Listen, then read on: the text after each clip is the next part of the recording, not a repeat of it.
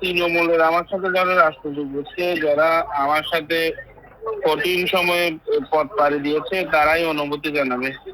এই প্রাপ্তিত তাদেরই, তৃণমূলের যত নেতা কর্মী আছে তাদেরই, যারা কঠিন সময়ে আমরা জীবনের ঝুঁকি নিয়ে মিছিল মিটিং করেছি, এই সম্পূর্ণ কৃতিত্ব তাদেরই।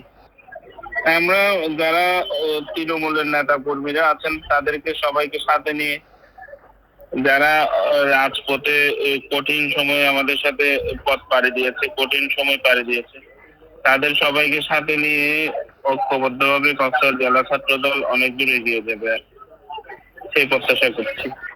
কমিটিতে ওখানে ডিরেকশন দেওয়া আছে সেন্ট্রালি, ওরা যেভাবে চাই ওভাবে আমরা